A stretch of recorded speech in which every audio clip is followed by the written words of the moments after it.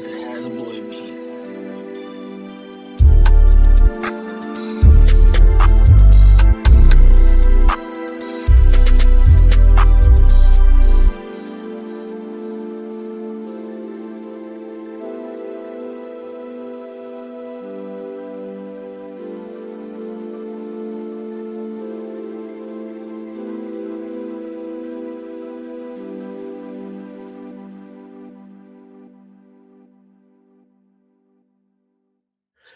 Hello, everybody. Welcome back to a new live episode of the Wisemen Say podcast.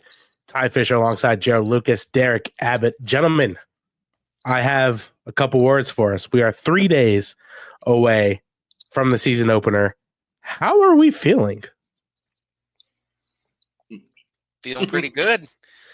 As Jerald decides to eat before he said something, instead of the 5 minutes it took of us off air talking, decides to eat right before the show. Gosh darn it, Jerald! Hey, I'm a fat boy. Leave me alone. Merry Christmas to everybody. Yes. Well, we've got the perfect weather. The weather is exactly what we should come to expect from Christmas. It's fastly approaching.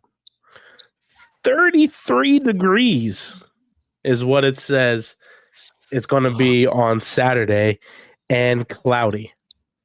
You want the windows open? Yes, I do actually. You guys have heat up there, though, right? Yeah. It don't work when those windows are open. No, I was going to say that's the part. That's got to be tough. I mean, I've already got the long johns ready to go.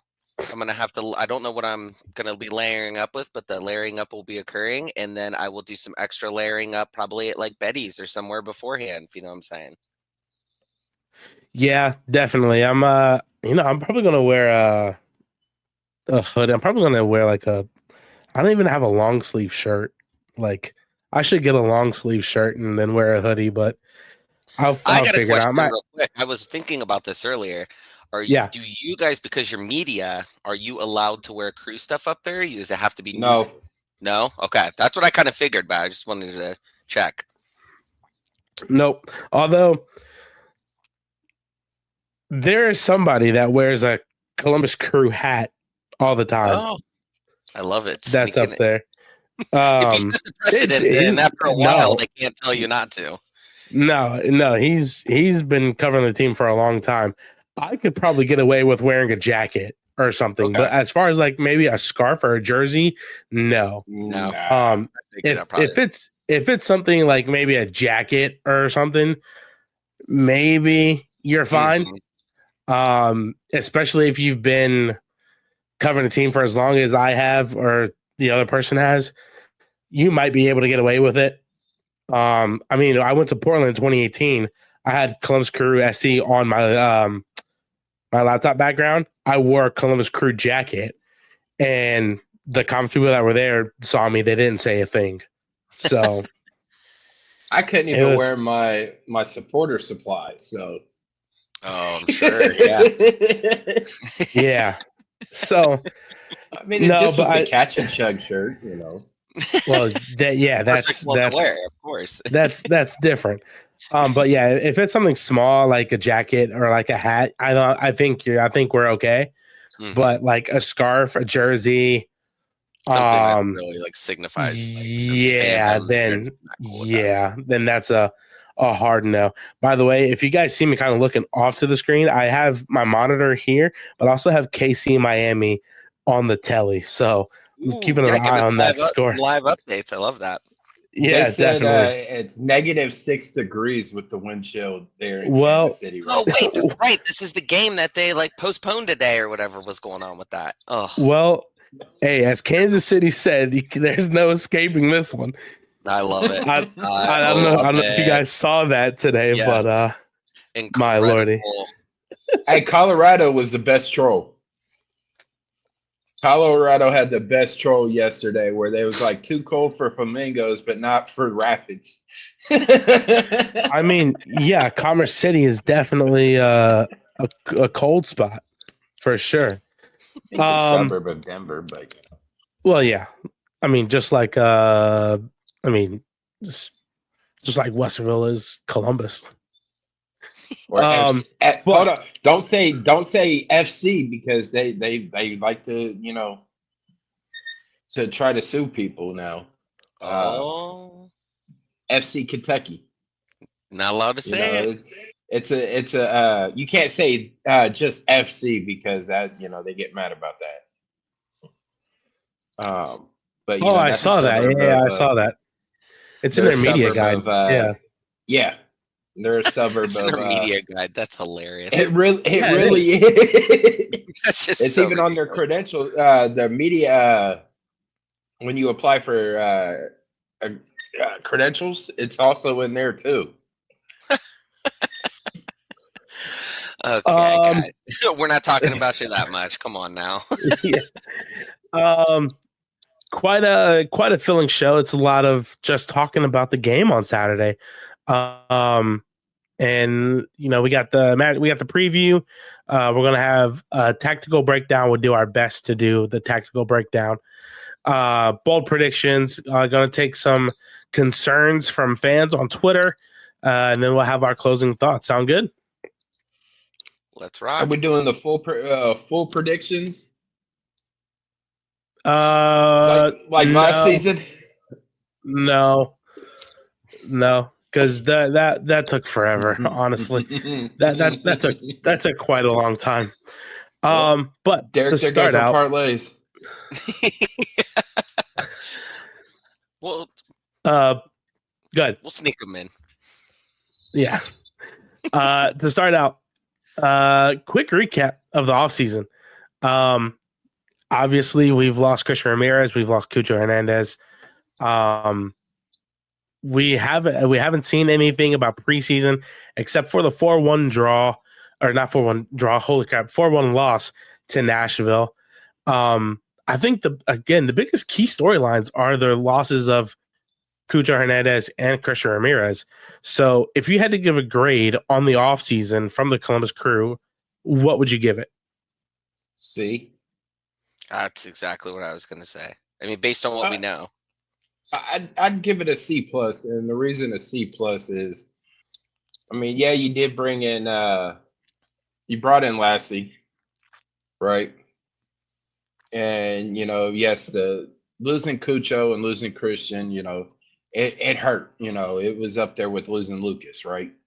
But I'd rather lose them now than when we lost Lucas. I would agree. Because now you have from now until the summer for the summer window for the scouting department to really be like, okay, well, this is who we want to go after, and see what you got, and see who we have here. And speaking with Nancy throughout the preseason, and especially today, like speaking with him with Darlington, and Darlington, was asked about, about now being, 3 years now with the off season, is it a little more, flex? Can they move a bit more flexible in preseason? And he talked about, the first year was like a boot camp, second year, putting everything together. And third year, Nancy's been adding more, adding new stuff to it now. So, everybody got the basics of his system, and now he's adding more tactical.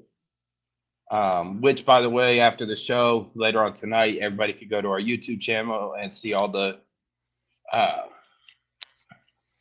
media availabilities from today. They will be up later on this evening. But I mean, I say a C plus because there have been a signing yet, and this window closes in April, if I'm not mistaken, towards the end of the month in April. So, there's still time to bring in somebody. But I mean, this now makes everybody else step their game up. Mm-hmm. From Jason to Dylan to AZ to Max to Sean to Darlington to did I say Dylan? Yep. To Diego to even Farsi, even the back line, right? Yeah, we've got it just scoring potential on that back line too. And it was brought up in media today that the last 15 games of this season, there was 70% of the goals were scored by people outside the name of Cucho Hernandez. Really? That's 13 goals. Wow. I would not have even clocked that. I mean, that's awesome. That's the last development. That's the last 15. Yeah, that's the last 15 games of the season. The season. That 70% of the goals that were scored by somebody that wasn't named Cucho.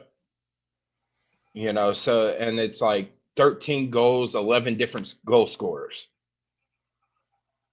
And I think to your point too about like a C to C plus, but then being in the third year, like a lot of these guys, it will be their third year in the system. So even if you bring in new players, now you have guys who know the system well enough, they can help them along as well as they're learning new things on kind of here's what we're supposed to do. Whereas before, like you said, when Nagby said it was kind of like a boot camp, I mean, everybody's learning it at the same time. And we obviously performed really well in that scenario. It just happened to shake out that way. I don't think anyone thought that was going to be the case.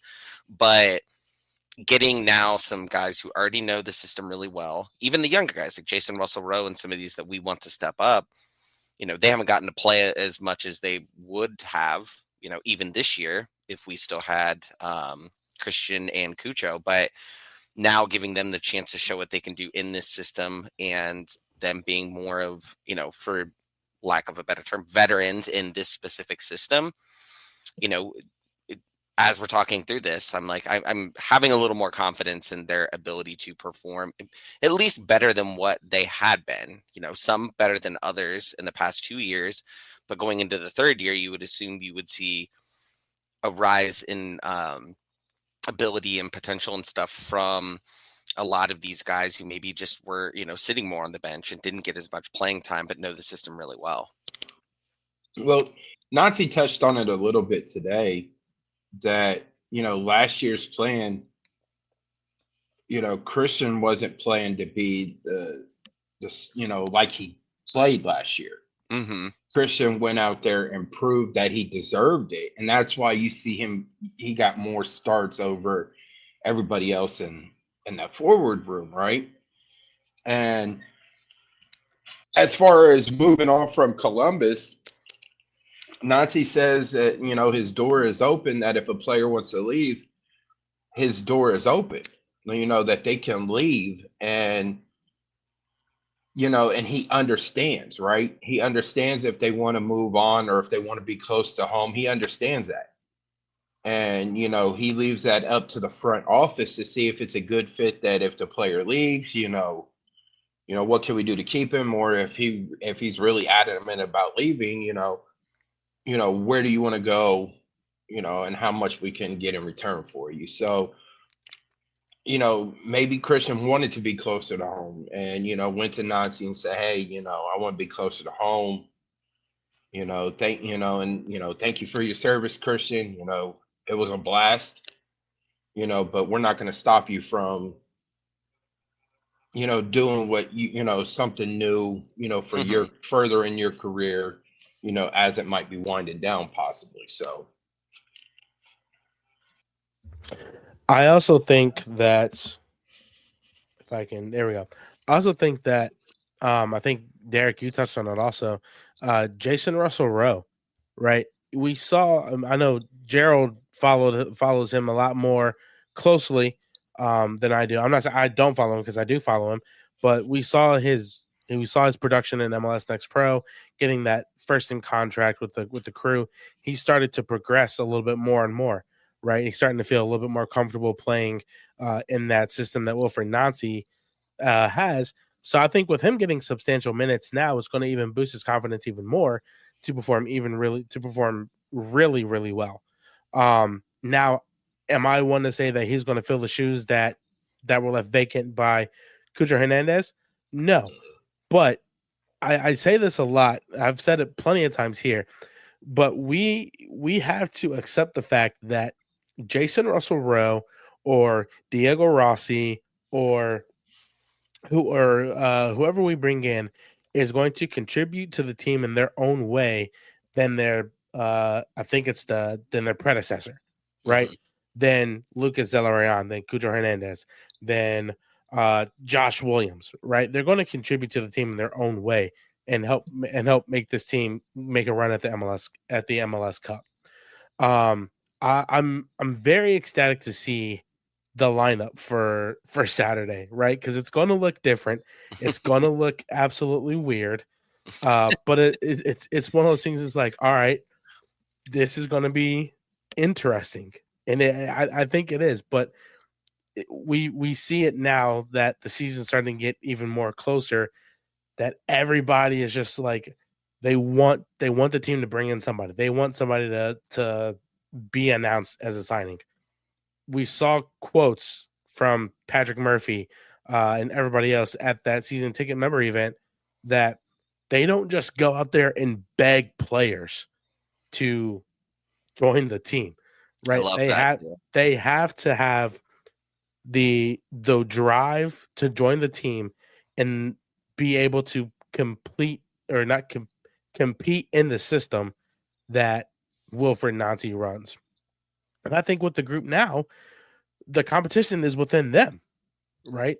Who's going to be the first name called in the starting 11, right? Who's going to be the first name called off the bench in the 85th minute when we want to close out a game, right? The competition is within them. So I think this preseason is definitely going to shape how the first, what is that? February, March, April, May, the first 4 months is going to go when we have CONCACAF Champions Cup and MLS before we hop right into Leagues Cup, right? Transfers, Lassi Lapanainen had a career year under Wilfried Nancy in 2022, right? So it's going to be interesting to see how he provides his skill set to a system that is well known to him, but with a different magnitude of players, right? Because let's face it, Montreal Impact and the Columbus Crew are miles apart skill wise, right? Right. Not knocking Laurent Courtois because he's doing a magnificent job in Montreal, but you see the skill set in which the Columbus Crew have now, from Caleb Porter to Wilfried Nancy now, then from Wilfried Nancy to two other coaches and now Courtois, right? The skill set is just miles apart. So it's interesting to see how he's going to fit in, if he gets the start also, right? Because what is he, a mid wingback? What position is he? Winger. I thought he was a winger. So okay, so who is he going to replace? Is it going to be Arsene? Do we see Arsene move up to the front? Do we see DeJuan Jones slide in? Do we see Lapanainen slide in? It's like I can't remember who I was talking to. I think it was the Designated Players podcast. It's like a grandmaster in chess. What? Yeah. It's like I'm what's that guy's name from Norway or Denmark? The chess grandmaster. I can't remember his name to save my life, but it's like watching him play chess, right? Because Wilfried Nancy has done so much with so much less when he was in Montreal. So again, we haven't seen much about preseason at all, except for that 4-1 loss to Nashville. But people were all up in arms. Magnus, yes, Magnus. Thank you, Alec. Oh, Alec, I did see your question. I did put it up. We'll get to that here in a second. Magnus, yes. It's like watching him play chess, but it's Wilfried Nancy and his little tactical board that he has on the sideline. Wasn't that one of the first promo photos that he did? Was like him in front of looking over a chessboard. Like, yes, now is the time, right? Now is the time to see how much of the chess master he really is. Yeah, and good. So like I was telling Derik, why when you were switching computers. Chris Doran, the voice of the crew on the radio, was talking about the production, and he's the one that actually did the math and did the numbers. Like the last 15 games of the season, 70% of the goals were scored by a player outside of the name of Cucho. 11 different scores and 13 goals. So you see, you're seeing the progression, of all the other players. It does help having a star like Cucho, like Christian, to help bring the rest of the crop up. But now without them, it's sink or swim. Are you going to swim or are you just going to drown? And I think from everything that's being said in the preseason, at media, and the players look, oh my God, the players, like some of them, you could tell they've been hitting that weight room this offseason. Jason looks like he put on a little bit, bit more muscle, trimmed down a little bit as well. Some of the other players. So now it's just like, now you're all putting it together. And, Nancy touched a little bit on it. Like this year, I think it was Nancy or Nagby, but this year the front line knows what defense is doing and defense knows what the front line's doing. So everybody's all on the same accord. And, when you ask them, what does it mean that all the lines are moving at once? It's, hey, the front line's all moving towards the, to attack, and, nobody's left uncovered.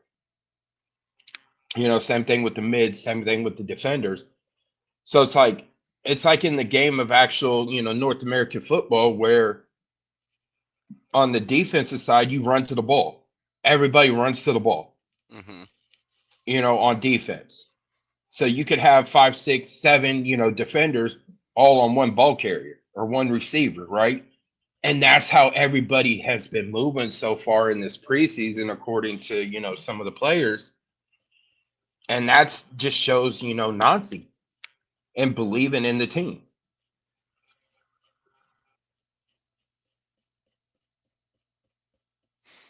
You're on mute.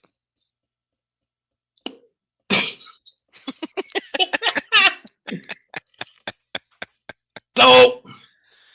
Yeah, I realized that once I looked down, I was like, oh wait, I'm muted over here. Whoopsie. Besides the loss, you guys might have talked about this when I was switching computers.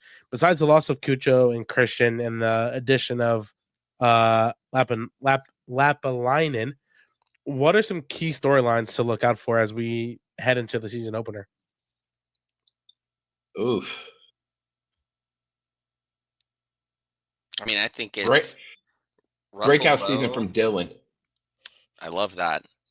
He showed a lot of potential in the few moments that he really got to show it at the end of last year. Well, we saw it with Diego, right? Mm-hmm. Diego came in right after Lucas, and it took him the rest of the season to catch up to the system, right? Then in his first full season last year, look at him. People were pretty hard on him for a while too, and it took him a little bit longer, I think, than what people thought. But I mean, when he turned it on, he really turned it on. Who is this, Dylan? No, Diego. Oh, so, Diego? Oh, yeah. Dude, everybody was all on him when he came to Columbus. So bad. like, oh, yeah, we get the 20, was it 2020 or 2019 Golden Boot winning? He's going to score lots of goals for Guys, he just played like he played like a whole season in Turkey. And I don't think they were relax for a little asking bit. him when you've got Cucho and Christian up there. I don't think they were asking him. His role wasn't really to score a bunch of goals. I mean, when he's in position to do it, of course, he's going to do that. But I mean, it felt like his role up front was more of a distributor anyways, to kind of draw maybe some of that attention away. Whereas now he gets the chance. Like in LA, when he was there, his best years were when he was the main, focal person when they had some people out. So like, now is the time. If your expectations are that, now would be the time to have those expectations of him, and not, in my opinion, at least not last year, especially not the half season that we had him at first. Well, and that's what I'm saying about Dylan. Dylan came in the summer, coming over from the French league, and having to learn American style, and so he struggled a little bit, but he also shined too as well. So now you give him a full offseason with the team. And now you're giving him a full season with the team. And all the connections and all the chemistry that he's been building with everybody. I'm looking for a breakout season from him. I think you said Max, Derik. Well, Max too, for sure. He definitely started to come on midway through last season. You really started to see him more. Of course, I'm in like the stand, so a lot of times you have to gauge. I gauge some of that just upon like how much people around me are talking about specific players, what they're doing, and sometimes just off the ball as well. And I mean, every single game in the second half of the season on, that's all anyone was ever talking about was like, let's get him the ball. Like he's going to do something. And so he's had all the potential in the world. And yeah, this should be a season where he definitely can start to shine. He came on after at the Real Salt Lake game. Mm-hmm. After that game coming off of CONCACAF, it just like, boom. It was on. He went from an undrafted, no draft pick picture, That's right. He didn't have the picture. That's right. You said that. To now he's a household name, to where now you got fans asking, can he do a step-by-step of how he does his hair, the process on how he does his hair, what products does he use, what process, because you just play 90 minutes and your hair is still standing. They put out a video today of him, like a behind the scenes thing of like getting the media day, like getting the photos and everything done. I did not realize that people are asking that, because the first thing I was thinking in my head when I was watching it was, what wild hair? How does he get his hair? Like it doesn't move.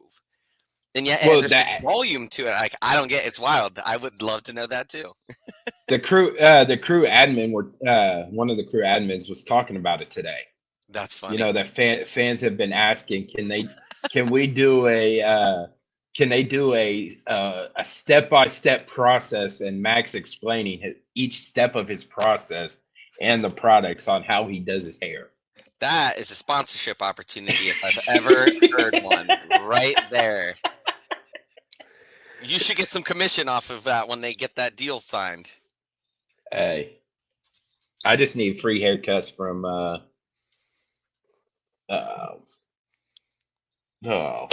VC. Yeah.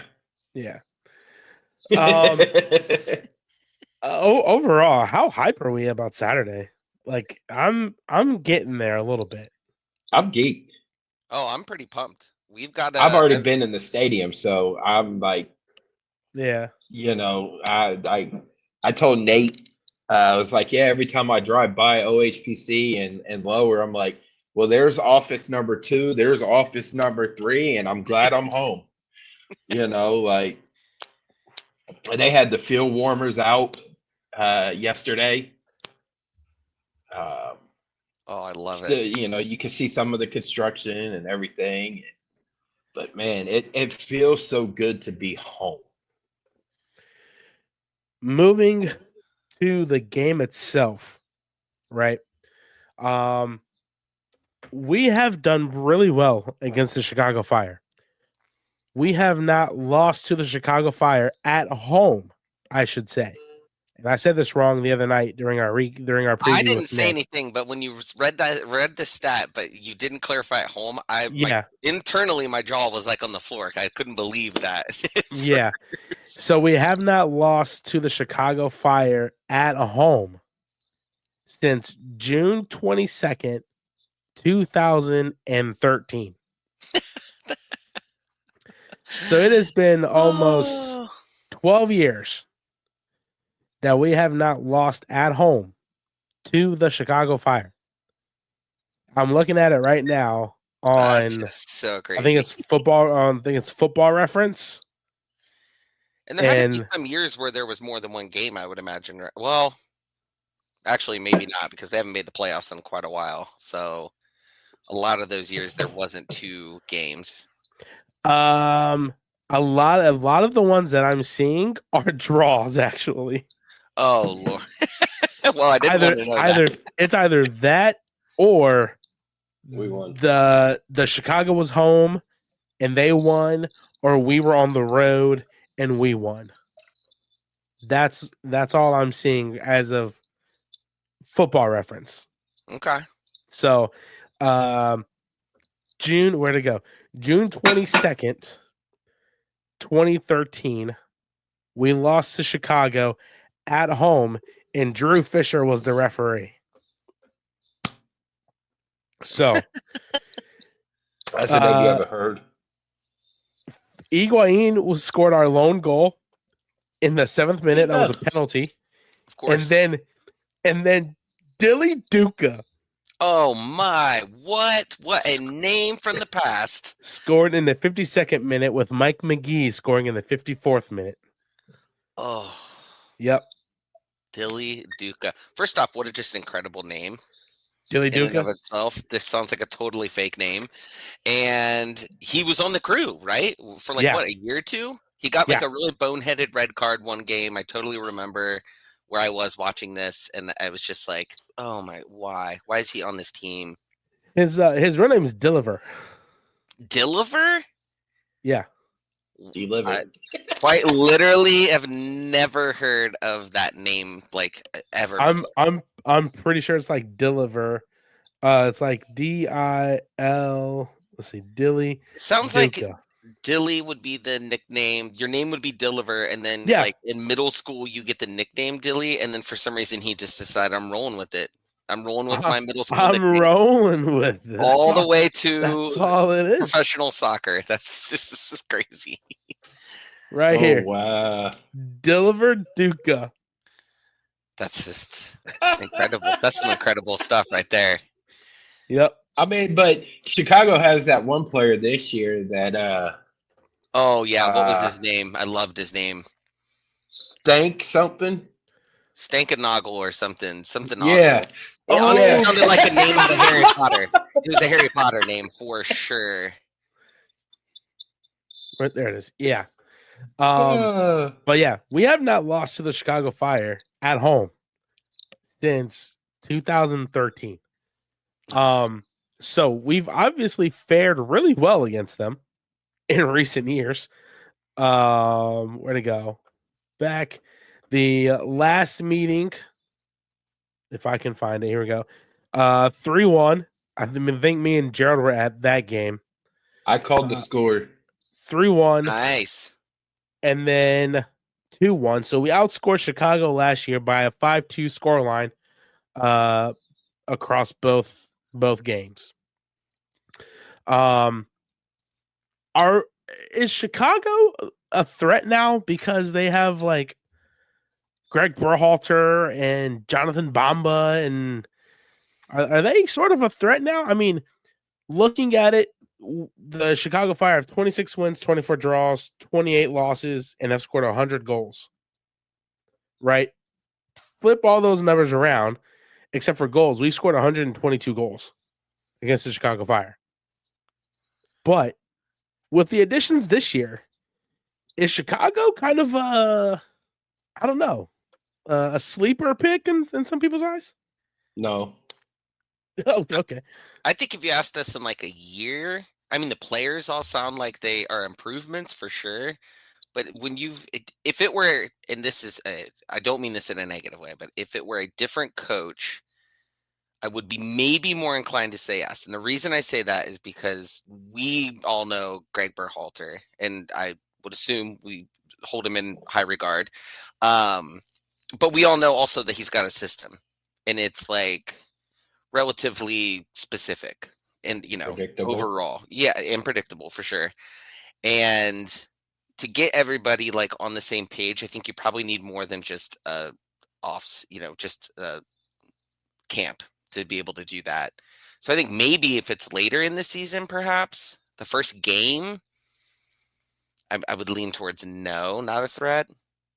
But I think they have the potential to. You said sleeper. Like if I was going to bet on over under if a team was going to make the playoffs, like I would maybe give them a chance when it comes to something like that, like low. What are we at 9 seeds now? Maybe like a 9 or an 8 or something like that. I give them 7 as their ceiling. The 7th seed is their ceiling, but I see them as a playing team. Yeah, I could definitely see that. Because I mean, it's you touched on it a little bit. Just one camp, that chemistry is not there, and by the time, it may be like Peter Vermees in Kansas City. They struggle a bit in the first half of the season, but somehow, some way, when you start talking about coaching hot seats and he's in the playoffs, like Jesus Christ, like when are you going to get fired? Maybe they struggle like the first couple months, going into the summer. And they start picking it up from there. So that's why I say like 7 is their ceiling. It will shock me if they get to like the 6th seed or higher. Mm-hmm. But 7 is their ceiling for me this year. But more than likely will be a play-in game. Looking at transfer market, they have Jonathan Bamba, Leonardo Barroso, Philip Zinkernagel. That's who it is. Zinkernagel. Sam Rogers, Ariel Lassiter, I forgot about him. This is crazy, right? Jack Elliott, the center back from Philadelphia, free transfer. Omar Gonzalez, free transfer. Dylan Barroso, free transfer. I think the addition of Jack Elliott to that back line is an absolute steal. Because he was solid. He was solid for Philadelphia when he was there. Ariel Lassiter is a pretty good winger. Came from Montreal for 68,000 euros. Don't ask me to convert that because I have no idea. But yeah, so I think with what Nick said, and you guys will be able to hear our full preview from the Chicago side of things with Nick from Feed the Fire podcast, also known as Glasshouse Soccer, on social media. Saturday morning at 11, you guys will be able to hear the full 40-minute interview with him from the Chicago side of things. I think Jonathan Bamba is going to be very good, but it's that addition of Jack Elliott and Omar Gonzalez, who at 36 is probably still rocking and rolling, if I may say so myself. I mean, when you got Berhalter that does the 4-3-3, having those 4, defensive backs, a 36, 37-year-old can survive. Yeah. When you start getting into, the 3-back, maybe even a 2-back, now you're pushing it for, a 36, 37. But with Berhalter's, system that he has, because he has 2 systems he rocks with. He rocks with the 3-4-2-1, and also the 4-3-3. Yeah. And so with some of the new additions, and then you got Hugo Kuipers when he's healthy, Brian Gutierrez. Yeah. That I think would excel in Berhalter's system. but you still have to build that chemistry. Football is a game of mistakes and chances. And Nancy said it the best, that's all it is losses and chances and mistakes. And the next game is, what did you learn from the previous one? And you just keep building on those mistakes and everything. So you got to have that chemistry. You have to. And, I say, that's why I say, a play-in team, 7 at the highest. I don't think they would finish at the bottom like they did last year, which San Jose got the wooden spoon last year. So, off topic, really quick. You can definitely tell that Lionel Messi does not like playing in the cold. This guy is limping, and it's only 39 minutes in. Oh, was he already hurt? He probably wants him to pull him so he can not have to play the rest of it. Yeah, it's still 0-0, by the way, and I honestly think Kansas City is so much better than Miami right now. But as Miami takes a corner kick. Don't let the better hearings hear you say that. Oh, well, I got into an argument, not really an argument, but they were like, oh, why wouldn't you take Messi as your first pick? Because I wouldn't. I want to be a leader, not a follower. Key matchups to watch. So who do you guys think needs to step up for the Columbus Crew? And as we get into this topic, I will bring up this question by Alec that was brought to our attention quite some time ago. How do you guys feel about Rudy going into the season? I think I'll start with this one. I feel good with Rudy going into the season. I will say that he was not the same Rudy Camacho that we saw at the beginning of the 2024 season and the end of the 2023 season. After that Miami game, that 3-2 Miami game where Messi was there, he just kind of declined a little bit. He was tired. You saw what? He was tired. Yeah.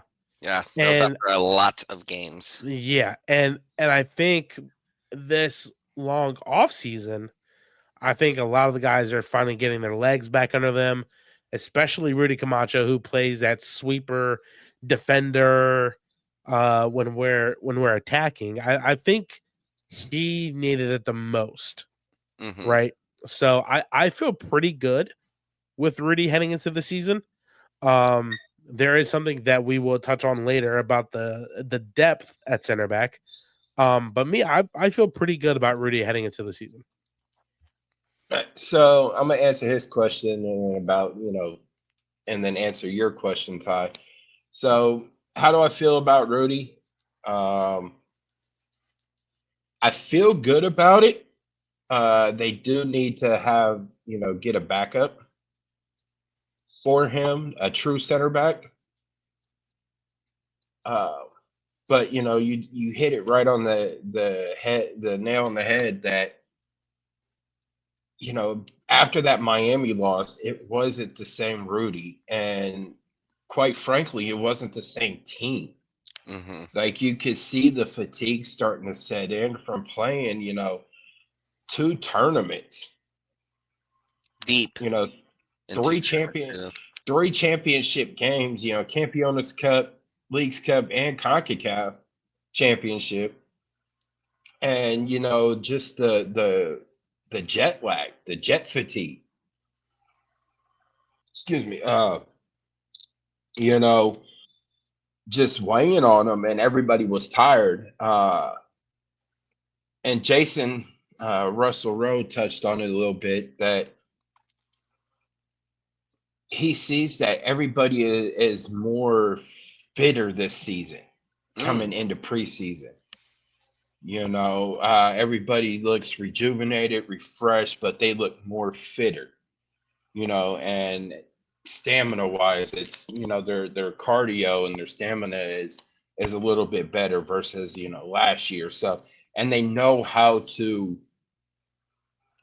playing all the games that they are, this year, they're able to moderate their bodies more because they've been through playing, 50 plus games last year, so they know how to, use their bodies sparingly, if that makes sense. So as far as Rudy goes, I'm good with it. They still need a backup, true center back, to back him up. To answer your question, Ty, who do I think needs to step up a little more this season? And I'm going to say Derek Jones. We saw the potential in him last year when he would come in. I want to see a little more aggressiveness, but also patience. Being patiently aggressive in that midfield when he's in there. Because he's a great replacement when Nagby has to come out. Because he's the tall giant out there on the field, and he's able to hold players up. He's physical.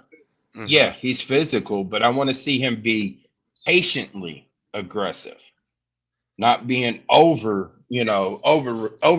aggressive, but just be patiently and let the other player come to him instead of him going at the player, if that makes sense.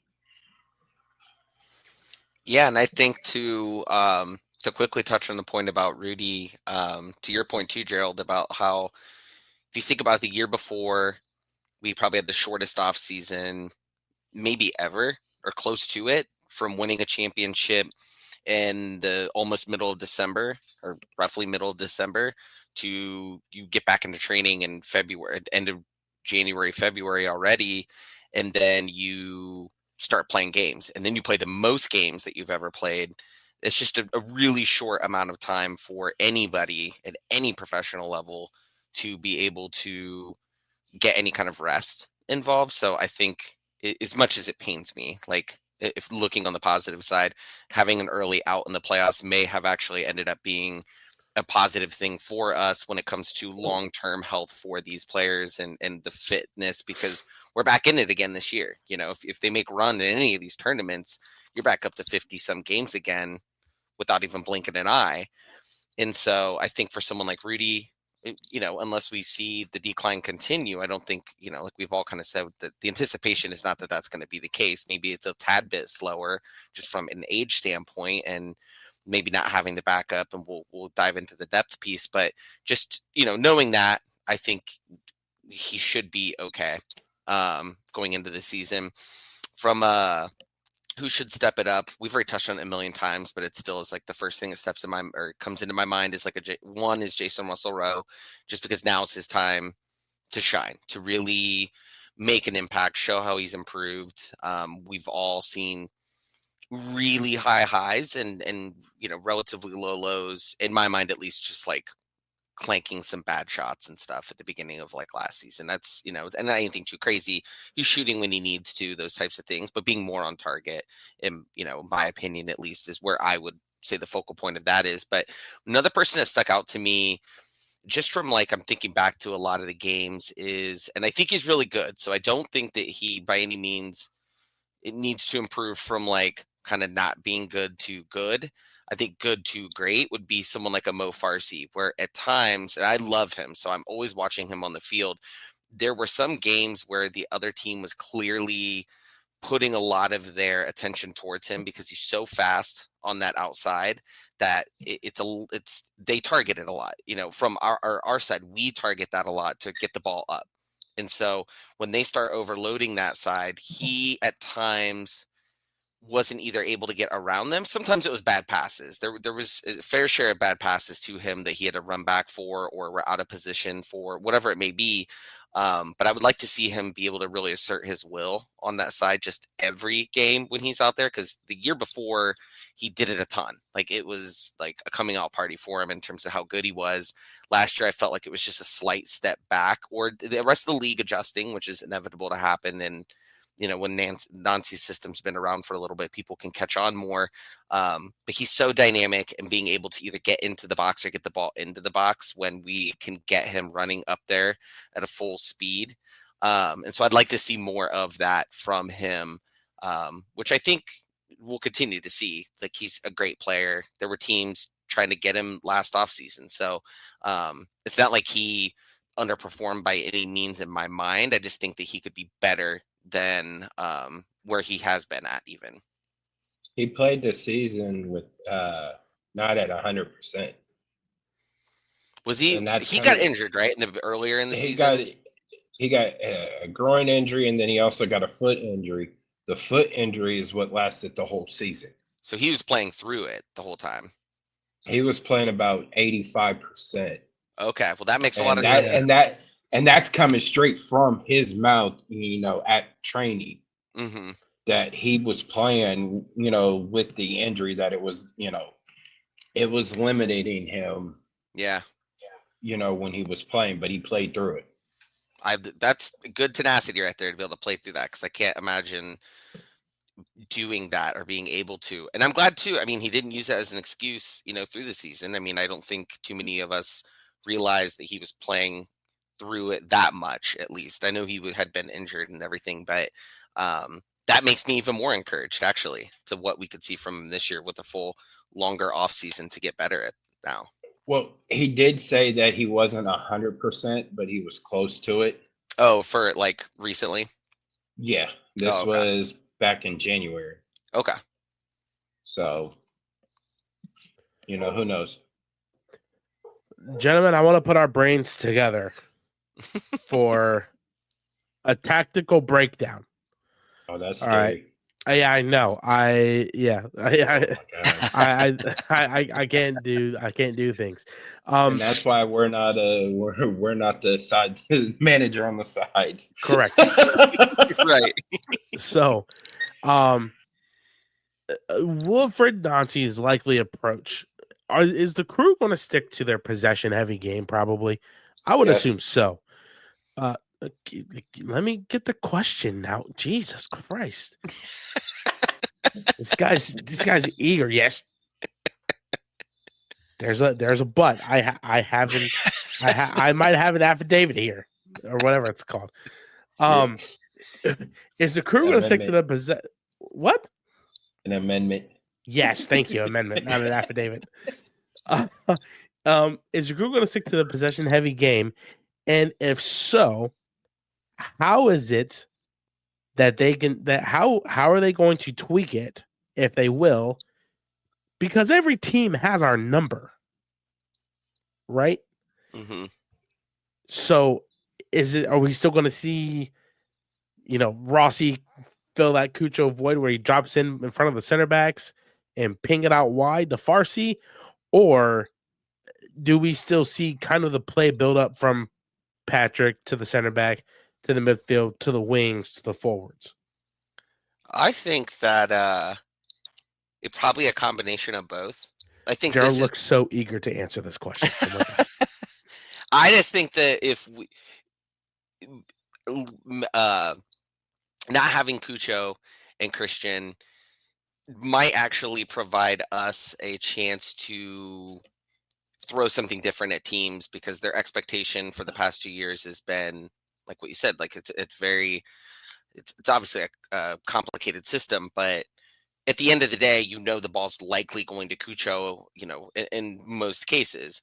But here, now that we don't have him, it's a little more open to like, well, who do we focus on? If they focus on Diego, which is what you would assume would happen, maybe we've got a whole different game plan ready that doesn't involve him in that type of capacity, at least not all the time. Like, we're maybe assuming that would be the case. So it's hard to say, but I think we may see something that maybe we're not expecting. Which was like completely not really answering the question at all. So all that to say, I don't know. You're good. No, you're good. I'm waiting. Jerald looks like he has about a million things to say. Save me here, Jerald. So I'm a be funny first, and then I'm gonna be serious. I mean, They could do the possession game and having, playing 5 keepers at one time, for possession wise to allow the build up. And it would sort of look like a keeper practice out there. So the back line is all defense, defense is all keepers. But no, on a serious note, I really do believe the buildup will start with Patrick again. I think you see Darlington push up more. Ooh, I would like that. I see Darlington push up more, but Diego drop back to, back there by the 8, which more than likely would be Sean Zawoski this year, who will fill that 8 role. But I see Diego still playing on the left side because that's where he likes coming from that left. But I think you see more Darlington push it up and both Jason and Diego drop back, to allow Darlington to pull everybody up and then them go wide. And then he hits a bunch of bangers from like 25 yards out, right? We didn't get a banger from Darlington last year. He's due. He owes us one now, or 2 and technically. What did I say, Ty? In 2023, we had 2 or 3 bangers from Darlington. And I said, I think it was after the second one or after the third one, I said, we're winning the cup. I said, if Darlington has 3 bangers in one season, we're winning the championship. And look what the hell we did in 23. Is that the line for this year too? It is the line. If Darlington has 3 bangers this year, we're winning the championship. Because you take a look at everybody when it comes to facing Columbus. When we did have Cucho wasn't the primary target for everybody. It was Darlington, and it was also Aiden. It was Aiden and Darlington that everybody targeted. And they just fouled him like crazy. That's what I'm saying. And so, when you disrupt it, when they attack Columbus, they attack the midfield first. They don't attack Cucho.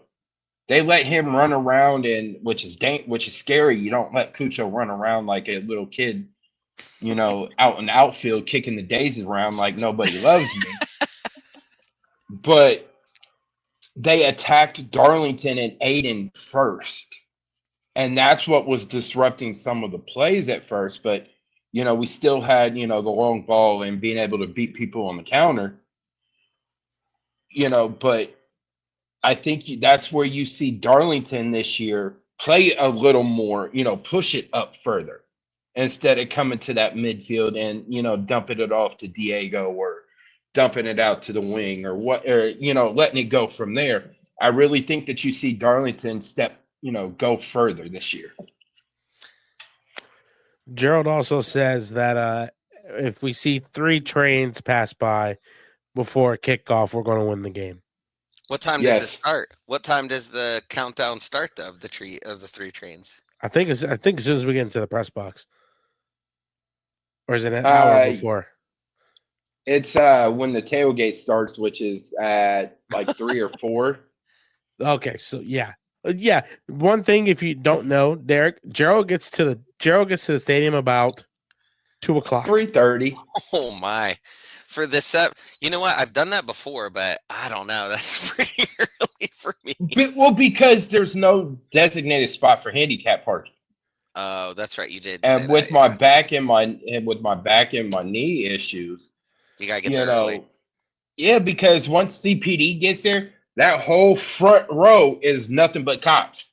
Oh, yeah. And, all their cars right there, and they don't know how to fucking park. So, I mean, you would think that it was a drunk driver that parked their car with some of them, how that they parked. But, they're all in that front row. And then you have crew staff that, oh, yeah. Not necessarily crew staff, but stadium staff, crew staff. So it's like, you have to get there to get that spot. So then you're on train duty. Then I'll be sitting in the car and then the tailgate starts about 3, They set up at 3:00, but people don't start getting there till about 3:45, 4:00. And then, I'll go make my way out there, make my rounds, talk to select people that I know. This is like, okay, off-topic question, but I have not gone to, this is going to sound bad because much of a fan as I am, I've not gone to a tailgate in the tailgate area in the new stadium. How many people, is it like pretty robust compared to like the old one? I'm sure it's probably a little bit less just because now you have like Betty's and stuff right there, but is it still like a pretty, joyful time? There's probably about 60 to 75 people there. Okay, that's pretty good. People come and go. People will come to the tailgate, then they'll leave, go to Betty's, or they'll go start the line at the gates. Yeah. Or they'll go down where the team comes in and wait for the team to come in and stuff like that. But there's usually probably about 60, 75, maybe 80 people there. Okay. And I'm always out there promoting the show. Well, I love that. Talking to people, and like I'll have people come up it down there for one of those. Then I have people come up and say introduce me to their friends and all that. Like, well, this is Jerald. He's one of the co-hosts on the Wisemen Say podcast. And, so I mean, get it out there. I guess you could say I'm the face of the show. Man of the people. Tyler might be the brains behind it, but I'm just not a very sociable person at all. Hey, we've got a merch store, and we should plug that more because I was on there recently, and I'm going to be making a purchase and wearing some of that stuff around. And I think anybody who regularly tunes in or listens to the podcast, if you are a fan, go to the merch store and purchase. We've had one fan purchase merchandise. And that was Mr. Carr, Ray Carr, in Orlando. Yep. Wow, Orlando. He's a crew fan down in Orlando. He's a school teacher down there. Ooh, and I love that. So he puts crew stuff up in the classroom and everything. Lets them know. Yep. Root for the superior team. Okay. I'll be making some merch purchases then. Yeah, I will too. I got my taxes back, so. That's right. So I would like to have our brains put together again. All right. So who is going to start this weekend? We can already put in Patrick Schulte. Mm-hmm. Right. I think we can also put in Rudy Camacho. I was going to say Evan Bush. Let's put in Evan Bush. No, I'm kidding. And then I would also like to say Diego Rossi. I think those are pretty much three solid starters, right? Yep. I think you see Yevon, though, also. All right. So, Yevon. All right. So, Patrick, Yevon, Rudy, Diego. Who else do we see at the back? Steven? Yep. All right. Midfield. Nagby. Darlington.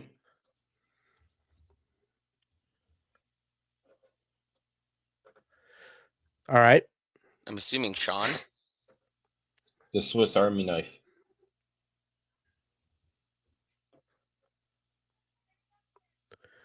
All right. Max. Is that yellow? Yes. All right, cool. It's mustard. We said Max? I assume Max, maybe. Okay, now the question is, where would Max fit in, right? Where would Max be on the lineup here? I'd put him up top with Diego. Yeah, actually, the more we talk about it, the more I think that I could see him doing that, Nancy doing that. Like that might be one of those ones where it's a bit of a like. It's gonna at least like at first we're gonna be like, what? You know, there'll be like one or two where you're kind of like your eyes are wide, like you're like, well, wait, this is the lineup. So like right here. Yeah. Okay. So I think you see Max up there with Diego. As far as midfield on the wing, I think you see Dewan. Yeah, I could see that. And then Farsi on the other side. Yep. Now, I think if it's not Dewan, I'm going to say it's Lassie. If not Dewan. But I think Dewan would make more sense because he played there last year. So we got Patrick, Yevon, Rudy, Steven, Dewan or Lapalainen, Farsi on the wings, Nagby, Zwatsky in the middle, Rossi, Arfston, the 9. I think it's going to be Russell Rowe. Yep. Jerald? Russell Rowe? Yep. All right. And I think AZ is our super sub. AZ is the super sub. I think AZ comes in for Max. And I think Dylan comes in for. He could be the super sub too, yeah. I think Dylan would come in for Max. Lassie would come if Lassie's not starting. Lassie would come in for Dewan. AZ would come in for Farsi with the speed. Mm. But see, I don't think AZ is more of a wing player. Right? Because here's what I think, right? So I think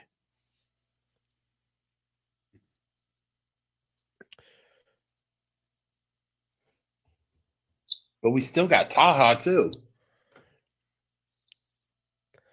I think AZ would come in for Darlington. And then it would be maybe a little more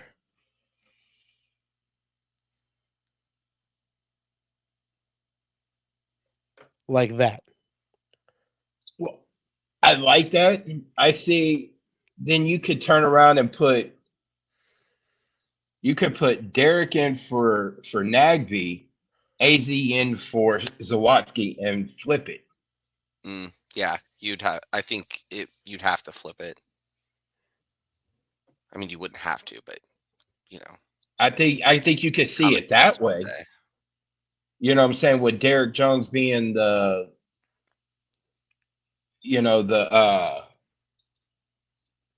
pretty much the midfield sweeper there. So like that. Yep. That's a good lineup. That's a I saw Connor said Schulte, Morera, Camacho, Amundsen. Oh shoot! Arfston. Yeah, I forgot about him. Well, he's coming back from injury. When did he get injured? He got hurt. What did he injure? I can't remember off the top of my head what his injury was. But I know he's it limited him a little, and that's why you didn't see too much towards the end of him starting. I hate that we only have 3 subs. We only have 3, right? Or my 5. 5. That's right. 5. As I said it, I was like, they changed it recently. The 5 time period across deal. 3 windows. Halftime substitutes do not count towards the window. Okay. So immediately I'm seeing these names and I'm like, we got so many good players. Yeah. How are we going to get them all out there? I hate that. That's so difficult it's just new. And I think that's why, but I can never remember these windows. MLS asked a handful of stars, what's one crazy rule that you would like to see in MLS? They started with Christian Benteke, and he said, if you score outside the box, it should count for 2 points. I love that. But then Duncan McGuire came behind him, and he said, you should be allowed to sub in and out whenever. like hockey. Interesting. And That'd then be there kind was of some. tough, wouldn't it? Keep guys like legs fresh. I mean, you'd have everybody. I guess they're warming up a decent amount at any given time. Well, I mean, you could sub out at a whistle. Yeah, that's true. Play stops for a corner kick. Here it comes in. Five people. Now, you Right. know what? For the crew and trying to get corner kicks in, I would love that because we could still improve on that, in my opinion. I think it would be good because you want to talk about player safety. If you were to have do that, sub at whistles if you want, that would help keep players fresh. Because then now you're not consistently going 45 minutes in one half, 15-minute restroom break, and then you're coming back for another 45 minutes. Mm-hmm. You know what I'm saying? I think if you were allowed to do that, maybe 5 subs, you could change up 5 times in the first half and 5 times in the second half. I like think, that. I think it would be cool. Josh, evening, gentlemen. Looking forward to the MLS kickoff. Our resident Rangers fan in the house from Scotland. Oh, I thought that was our Celtic fan. Nah, Josh is a Rangers guy. Yeah. Really quick, how? No, you know what? We'll skip that. All right, score predictions, bold predictions, actually. Starting off with the score prediction and goal scorers. I'll let you go, Derek. So just for this game, are we doing that, or so we're doing that then bold predictions? This is under all the same. Okay, I gotcha. Let's see. I think on the one that we talked about for the game specific, I think I said 2 or 3 to 1. Now I'm totally blanking on what I said. I should have written this down. Jason Russell Rowe with a goal. Diego Rossi with a goal. That's it. You said 2-1. Did I say 2-1? Yep. I was thinking of somebody else today, and I'm, of course, like I should write these things down as I'm thinking about them. there was like a dark horse person I was thinking of, which now annoys me because that's something that like I always try to pick for a game. Let's go with Shambost. And I'll say 3 to 1 for this one. And then that way, if it's 2 to 1 or 3 to 1, I'm gonna claim I was right. There you go. I'm gonna go 3-0. Of course he would. Oh, I love that. I'm going with Steven Moreira. Oh my God. He's my favorite player on the team, so I am from your lips to the pitch. I'm going Steven Moreira, Jason Russell Rowe, and I'm gonna say Darlington Nagbe. Banger, first one of the season. Yep. This guy. One of three. Hey, start the countdown. Give everybody goosebumps. Hey, really quick, shout out Miss Lou at 42 Wony for the subscription to the Wisemen Say podcast YouTube channel. Shout out to her. Thanks for the sub. Appreciate it. He normally he'll go like, "Oh, I'm going to say 4-0, 5-0." No, not yet. Guy, I'm going to stick with my 1-1 prediction, and I'm going to say it's probably going to be Diego who scores. Miami just scored, by the way. Ugh, who scored for him? Do I even have to say? No. Messi. No. I'm going to go 1-1, and I'm going to go Diego Rossi with a goal in the 55th minute. Oh, minute prediction. That is boom. There fantastic. We go. Now, on top of that, will he be the one to dominate, or will another player steal the show? Who?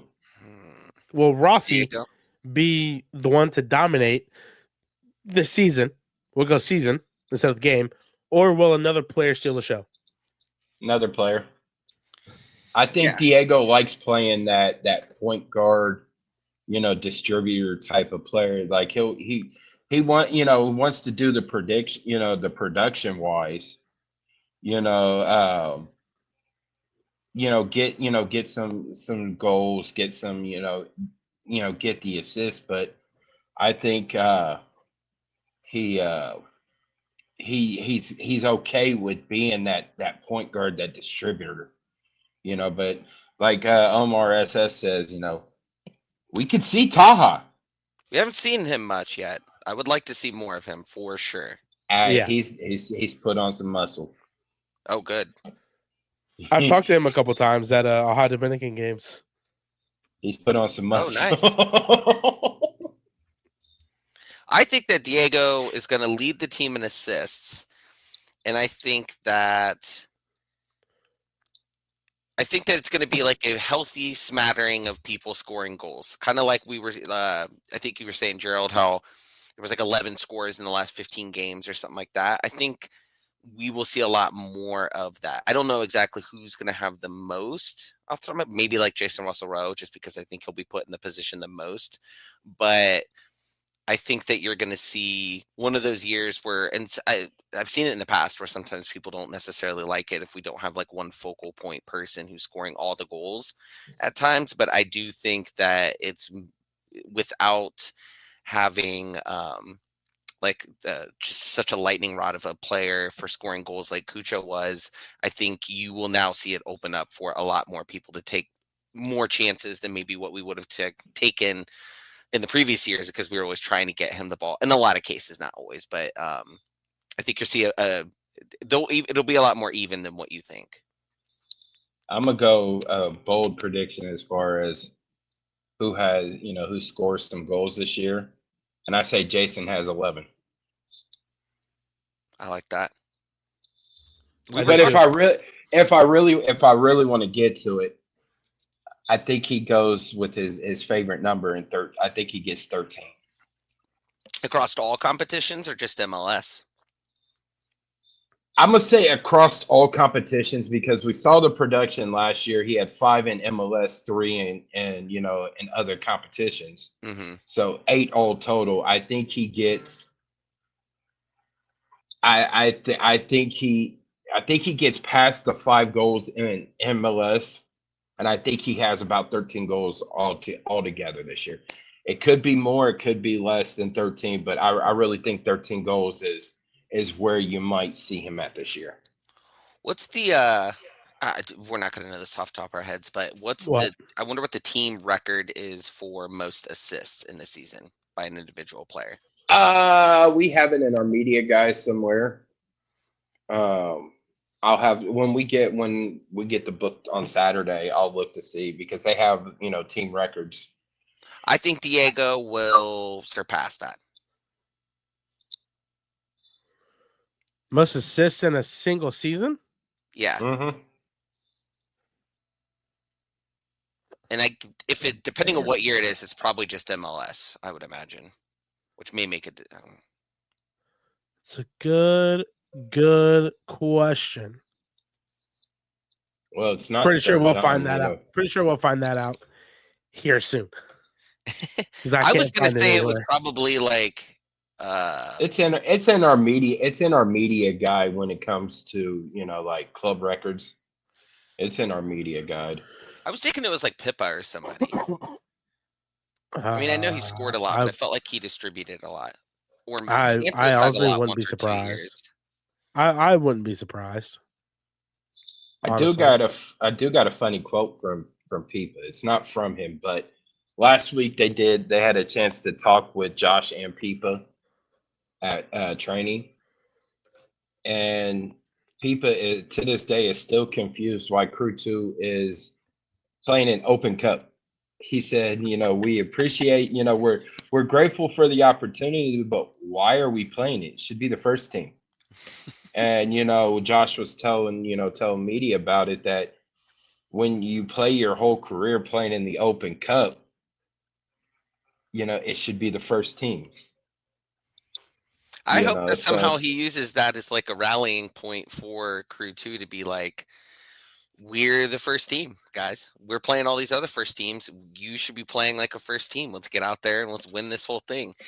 That's one good thing though about him being their coach too, is that like him and Josh, like they know the importance historically with the Crew and the Open Cup and like playing in it, to where they're going to put it all out there. They're going to go all for it, which, I mean, we had our own gripes with Berhalter and even Porter about how serious were they actually taking that, at times when they would throw some of these lineups out there and you're like, I know we're getting people minutes, but what's going on here?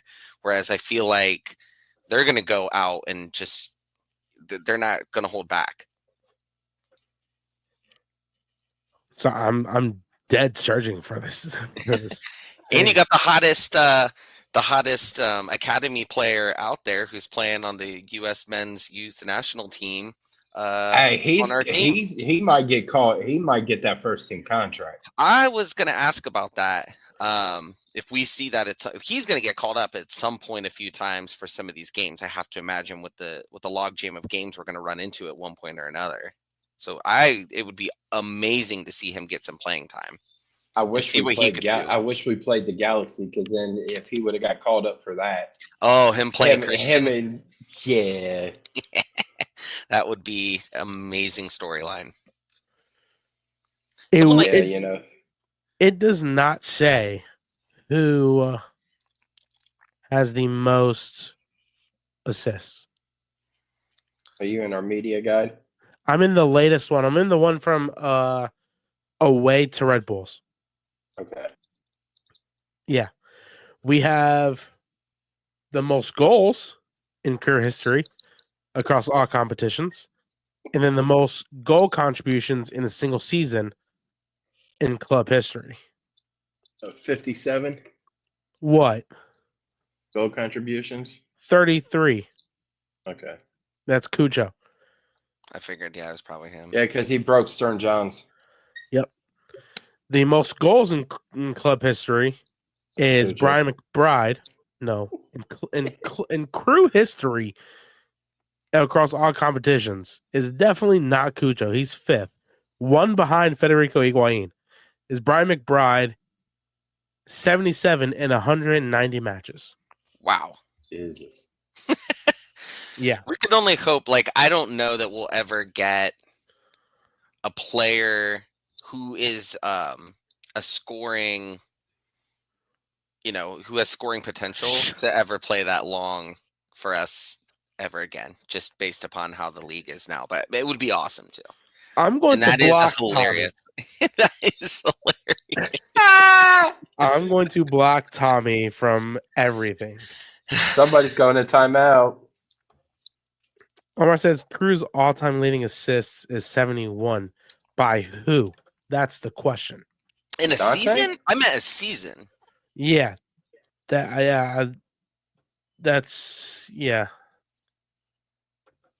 Hey, I'll take the goosebump jokes all day. Outside of the I cannot wait for Saturday when they they're gonna go all just an insane amount of Goosebumps references. It's just gonna be wild. I'm getting my beanie. Yep. I will be in the stadium early for that for sure. Really quick, last few things here on the podcast. I put out a tweet today asking fans what their biggest concern was, and I found 3. The first from Fisher. I'm not as worried as some. I believe that Wilfred Nazi can keep us afloat till the summer. Then we get the Cucho Ramirez replacement and any other depth we might need. If the signings come before the summer, even better. For the Crew podcast says the biggest one is squad depth. We aren't super worried about the starting lineup, but the bench and cover in case of injuries feels very thin everywhere on the field. And then the last one is Tyler. My biggest worry are the fans turning on the team because there hasn't been a sexy or flashy signing. This is the one. This is the one right here. Already happening. Seems most fans want that immediate result when we have a team that's more than capable to compete now. Also worry if the Nets in the goal can handle all of JR goals this year. This is the one. This right here is the one because I've seen a lot of fans already turn on the team. They'll be the first ones back, though. Oh, 100%. They could jump ship and go right down 71 to the little girls down there in Kentucky. I think that if they do, as we were briefly discussing it, I was thinking in my head, if we do signings before the end of the window in April, unless they have somebody targeted who's really good, who they really want to replace Cucho or something, like I'm starting to more and more get on that train of, let's see what we have. If we get to the summer and it's not going well, then obviously we know we need to go add people. Not to say we won't do it anyways, but I would like to see some depth, especially like you're talking about the center back, like some of that. If you can find some people that are, out there who are available, I would certainly appreciate some of those, reinforcements early on, especially if it's slim pickings a little bit. To answer Josh, the expectation is still the same this season. Nazi said it today. The expectation is still the same. With or without, Cucho and Christian. He does like having double at each position. So, and that's, something that him and Issa and everybody else is working with. But as far as expectations go with the roster that we have, it's still the same. Go out there and compete no matter what. And, you lose, you learn from it. Mm-hmm. Yep. But as long as you go out there and you give that, you put in the effort, you put in the tenacity, you put in the, everything that you got on that pitch, the results will come.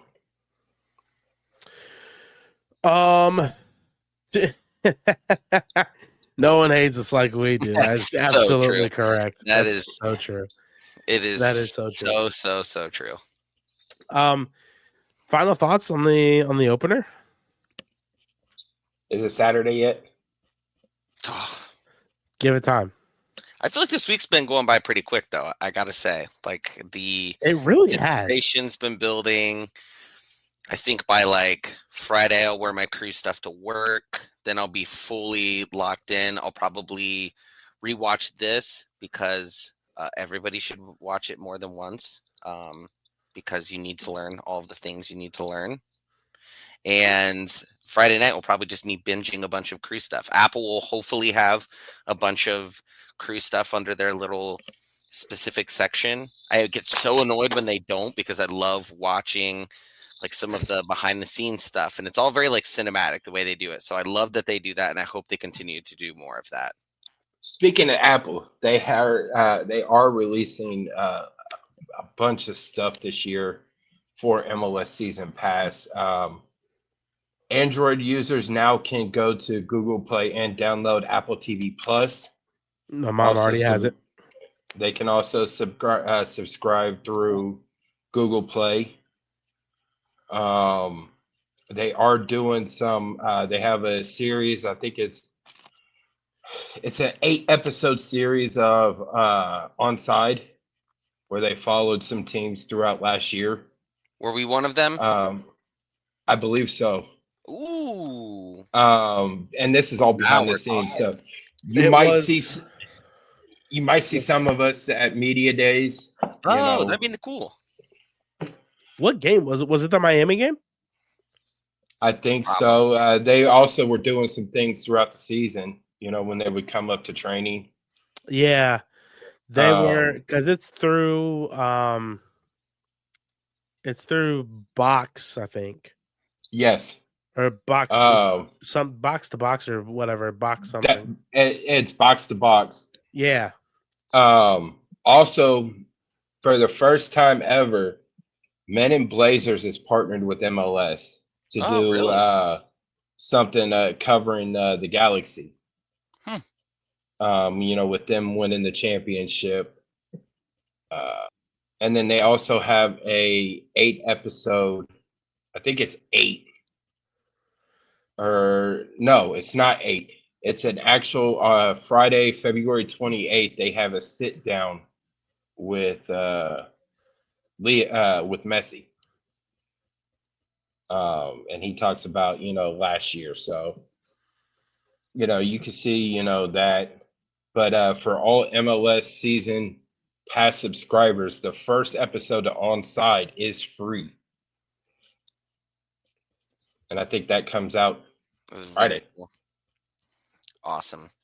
We'll definitely be checking that out. Man, this was a long episode. But but we're growing. 170 viewers. Thank you guys for tuning in, whether you're on Twitter or YouTube. I was about to say, I'll tell you right now, 165 are on Twitter right now. Love it. 171 combined between Twitter and YouTube. Yeah.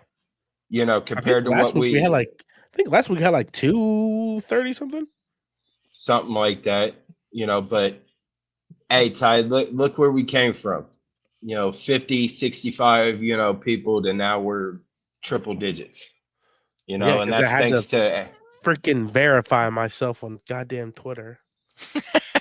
Well, not only that, but without the fans, we wouldn't be here.